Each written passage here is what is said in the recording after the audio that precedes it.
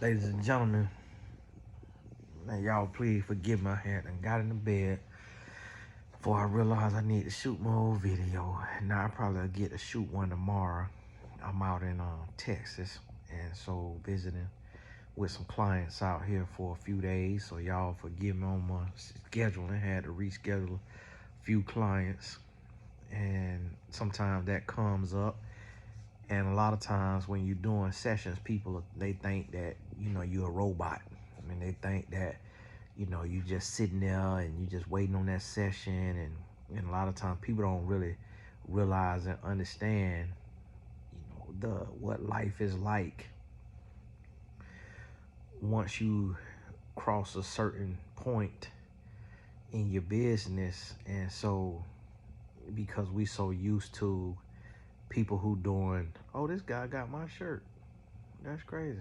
That shirt made by Kith, and he got it on in the commercial. I think I brought that shirt with me. And so a lot of times what happens is we get so used to, like, therapists and counselors not having an audience online, and they have these, and they go to this office and they sit in that office and they do their sessions, session after session, and they just sitting there, and you come in, they look you in the face. And then a lot of times people don't think about, how different it'll be when somebody has over 3 million followers online and, is working with college teams and professional teams, and, have, hundreds of professional athletes that follow you, and they reaching out for coaching. And then you have all of the people you've met in regular life. So like every single person who has met me for free, reaching out, trying to have a conversation.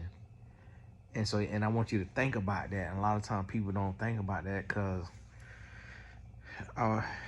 sometimes things just come up out the blue. And just like, I'm out here working, and one of the sports teams out here just had a player that they say took his own life. I need to read the article. But stuff like that come up, and then imagine, whoever it is, they got to drop what they doing and they got to fly to Dallas to try to get his house situated, get his belongings, get everything situated. They got to figure out everything. A lot of stuff stopped moving, and people don't think about that. And so when y'all click the link in the description and you book a session, you got to remember that I'm not a robot. I'm a human being with a life, with a wife, with kids, and with several other things going on. So the same way when you have something come up, because, like, listen, I'm the person that's getting booked, and I have sometimes my clients, hey Tony, I'm so sorry I overslept. Hey Tony, I was asleep. Hey Tony, I messed up. Hey, I had to work, or this right here happened, and then we have to reschedule. And guess what? Not once have I said, hey, because you wasted my time, or because I was ready and I was sitting there ready for the call and you had to reschedule, or you went over 15 minutes or 30 minutes. Not once have I said, hey, you lost your session because you had to reschedule, and I can't work with you no more because you had to reschedule, or what have you. I'll reschedule at no charge. Now the only time when I disqualify somebody is when they request a refund, and I disqualify them then, because it's like, I don't know if it's a real person, if they doing fraud, PayPal fraud, credit card fraud. I don't know what they got going on, and then I can't take the risk to be booking with somebody.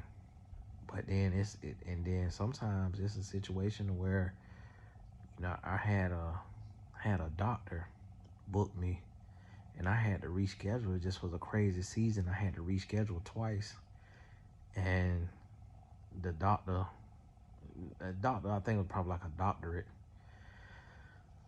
I don't know if it was a medical doctor, requested a refund. And, I can't be mad at nobody for that. But that's how it, be sometimes, to where, the way I looked at it, I say, well, the doctor is probably upset that I make more money than they do, and they went and got all this schooling, and I don't have a degree, and they paying me, and then I got so much going on, I got to reschedule twice. So the doctor probably like, absolutely not. I'm not finna be spending my hard-earned money with this no degree having country bumpkin, and then he got a nerve to reschedule on me. I already know. But the thing about it is that's what people don't understand is that's why you don't go as far as you can go, because you don't have a good heart, because you do everything and you call it, oh, well, you got to be professional. It's professionalism. You got to realize you're not dealing with a slave. You're not dealing with a robot. It's kind of like Andy Griffin show. When you watch the Andy Griffin show, he would always be trying to teach Barney Fife. He'll say, listen, Barney, you can't always police by the book. You got to use your heart. And that's how I work. It's like, yeah, I have principle and things like that. If somebody is maliciously trying to do me harm or maliciously trying to do something, but if somebody booked a session with me and I done blocked out my session, I done moved things around, and they not available, I'm gonna just go on to what I was about to do. And if they reschedule 10 times, I'm gonna just go on to what I was about to do. And the reason why is because I found my purpose in life, and so I can always use that extra time. If something is scheduled and then something get changed, I will adapt.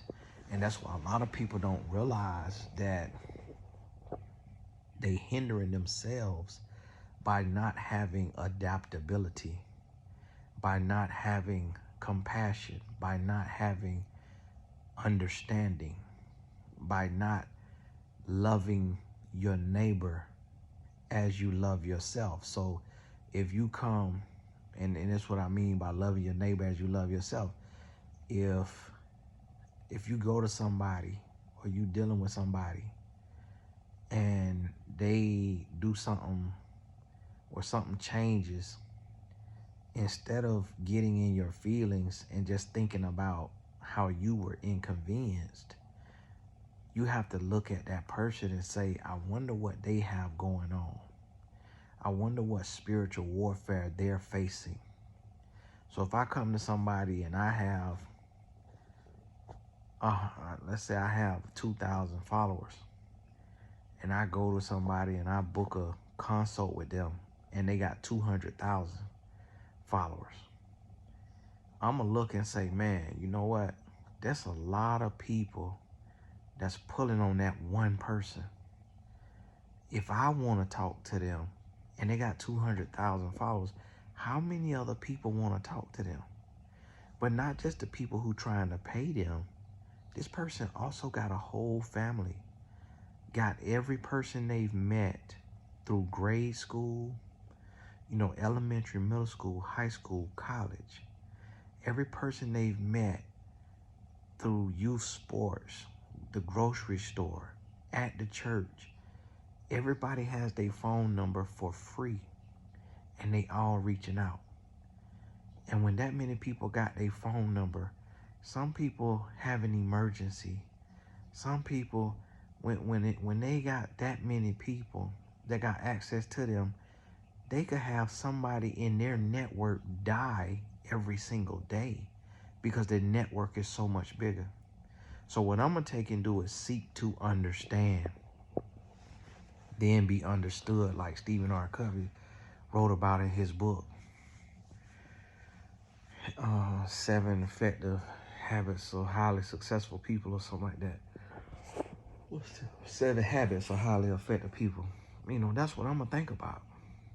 Seeking to understand. And so the Lord has been dealing with me of just like being patient, being understanding, being empathetic, and just really doing that. Like when I had to go back to the car dealership for my daddy's car, and they still didn't finish the job today, so they didn't write me. They told me to keep the car over the weekend, but,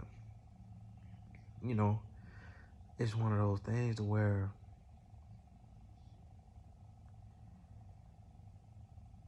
I just went back up there.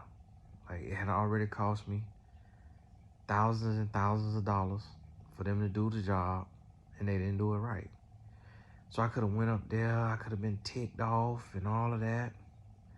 But you know what? I just asked for what I need. I said, hey, I've spent $250 already in Ubers, getting Uber home when I dropped it off and then get Uber back up here to pick it up. Do y'all have a loaner? I thought the answer was going to be no, because it's a luxury dealership. I just really didn't think they would have a loaner. But come to find out, they had a Bentley Bentayga. Google it. Google Bentley Bentayga. The new one's over $500,000 or $200,000, $300,000, something like that. And they just had it sitting out there, the dashboard peeling from the sun. They just got this hundreds of thousands of dollar car just sitting out there in the sun without a care in the world, just letting it get beat up. And it still look good though. The outside and everything look good, and they give it to you for a loaner. So here I am driving a Bentayga that I don't think I've ever driven for a loaner because I asked. And if they would say, hey, unfortunately, we don't have a loaner, but we have somebody, because I asked them, do they have a car service, like somebody to take you home, because some people have that. And so he gave me the loaner. And then, because I was cool, calm, and collected, he said, don't worry about it. You could keep it over the weekend. I said, all right. He said, you keep it over the weekend. I said, all right. And so my dad loved cars. And in his, season of life, he retired. So guess what? I let him hold it for the weekend. I know he going to drive it every day. Have a good old time. And that brings joy to my heart. And so I say that to say, just being understanding. Like, sometimes I have to cancel. I'm not in that position right now to where I can do that. But when I used to have to cancel, especially if I had to cancel twice, I give them another free session. Hundreds of dollars I give away for free. And I'm going to tell you how some people win. I have some people booking a 75% off session. And if everything don't go perfect for them, they ask for a refund. I had a young lady I coached tonight, 26 years old. She paid $500.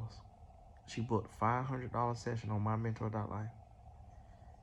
I had to change her time because I got called out here to work. I had to change her time. I said, can she talk later? Guess what? She said, yeah, no problem. Just like that. Just like that. And paid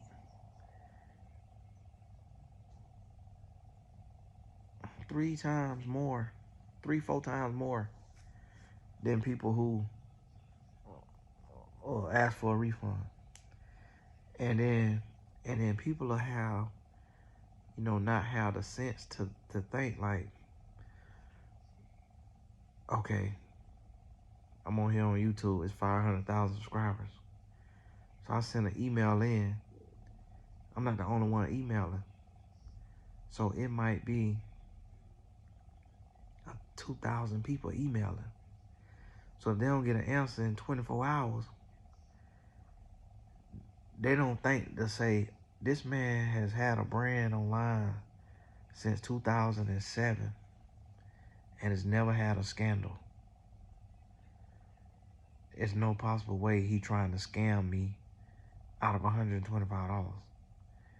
But because they follow relationship coaches who cheat on their wife and have got caught in scandal, they'll lump me in the same thing. So when they don't get an answer, instead of emailing back in, emailing to a different email, or realizing they had a typo on the email or something of that nature, they're taking, oh, let me request a refund. It's a scam. It was a lady who talking about I did something to her. I ain't even never talked to the lady. Never talked to the lady, never met the lady.